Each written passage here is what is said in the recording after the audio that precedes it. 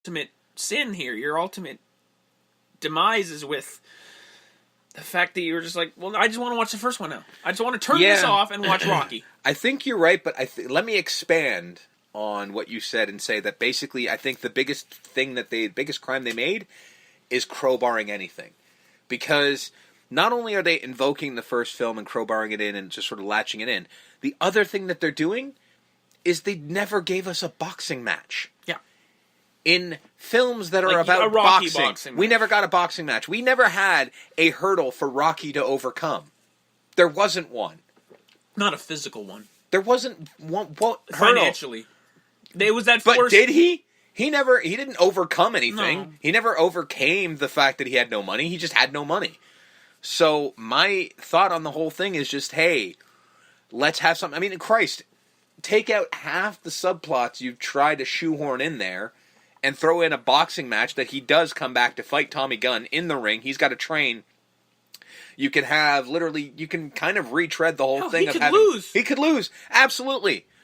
But he goes the distance even though he shouldn't. Yeah. Because he's going to die. But he lives, he goes the distance, Adrian's happy, the life moves on, the new boxer is not, in the end, is not the villain, and then you move on and everyone has a happy and they leave.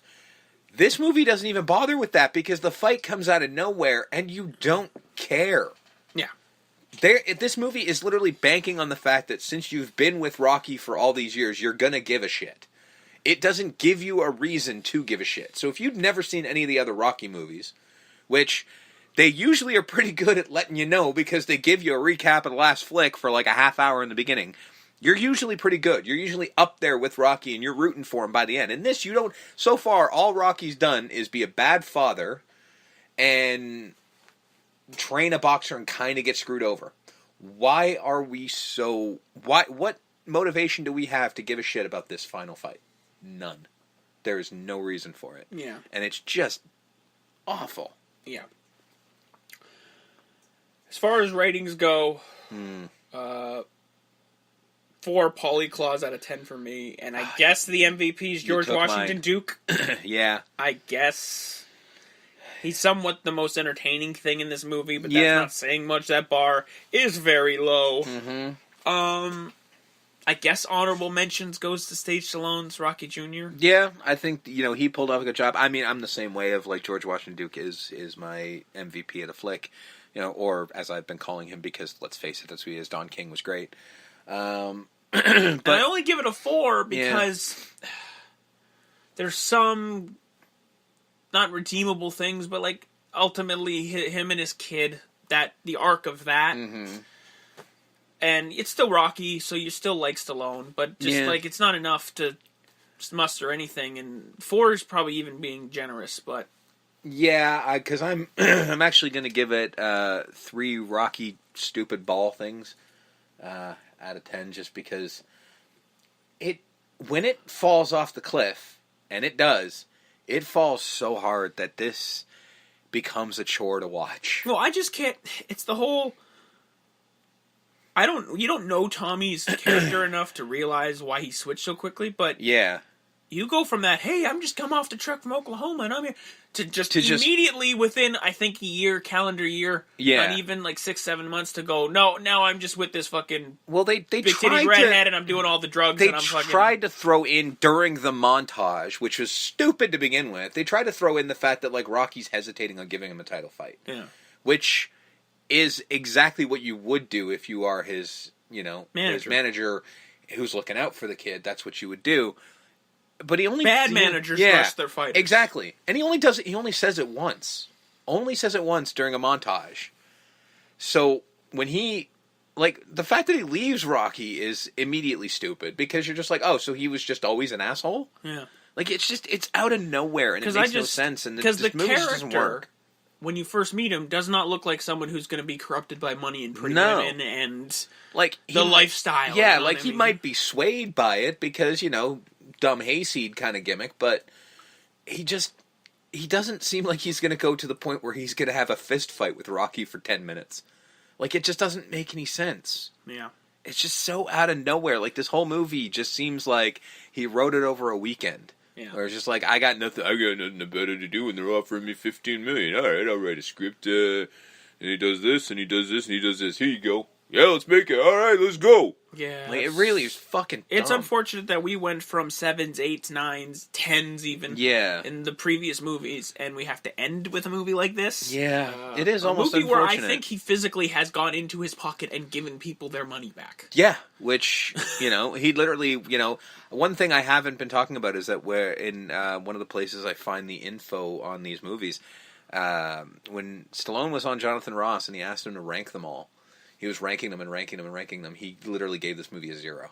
Yeah. He's like, this is bullshit. Because even he knows. He knows. Yeah, it's a bad movie. Yeah. It's a terrible film, and I'm sorry. Yeah, like, it was really bad. And so many, like, when you think about how movies are made and so many people have to sign off on it, like, literally, who's watching this and not, like, talking to him and going, dude, this makes no sense. You know that, right? So basically what we're saying is, if you want to do what we did this month and watch these movies, watch 1, watch 2, watch 3, watch 4, and then just skip to 6. Just watch Rocky Balboa if you watch 4. You're not really missing much. Yeah. You're really not missing... It's not furthering the plot, I'll tell you that much. I will tell you, I do intend to watch Rocky Balboa tonight to cleanse my palate. Yeah. Because I can't let this be the last of my Rocky journey right now. But, so that was it. That was Rocky Month. Up until this week, man, I enjoyed the shit out of it. I'd forgot how great these movies were. So, but we do, like in the thing says, we do the best and not so best. So eventually we are going to have to get to some stinkers. Yep. And that might be a chore for us, but whatever, hey. You know what? Hopefully we get some good entertainment. Yeah, I hope you had a laugh at our ridiculousness of this. So we move on to February. Yeah. Where we'll be doing another theme. Yeah.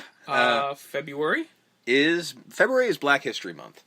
So what we're doing is we are going to do our version of honoring African Americans by showing movies that are mostly made by and for African Americans. However, again, we're us. Yeah. So we're not going out and getting like the great movies or anything like that. No. We're picking dopey ass movies. And none more dopey than our movie next week. It's actually a movie I've never seen, and I'm guessing you haven't either. So this is going to be interesting. And I think that might be the first time we've done it. I think first movie that neither of us have seen. This is a movie I've always wanted to see because of just the subject matter, but I've never kind of gotten around to it, and I'm kind of using this podcast as an excuse to get to it. So that's absolutely why we're watching this. So we are going back to, what's the date? October 25th, 1985. Yes. To look at the music film, Crush Groove. I cannot wait. Starring Blair Underwood and a whole host of musicians. Yes. Now, I'm a huge fan of 80s and early 90s hip-hop, so that's the reason I've always wanted to see this, is just basically for the cast list of every 80s rapper you've ever thought of is in this movie. Yeah. And that's why I want to see it, because A, I want to see them act, which I know is going to be terrible. By the way, every 80s rapper and Rick Rubin, because that's how you do that. Yeah. And I just want to see, because they do, it's going to be a fictionalized version of the rise of Def Jam Records. Yeah. I'm excited as all hell, because it's just going to be awesome, because the soundtrack alone is going to totally make it worth it. So that's next week. Yeah, huh? So we're ending things here. We're ending Rocky Month. Yes. For Steve. For Justin. We're way back and gone. Never watching this movie again.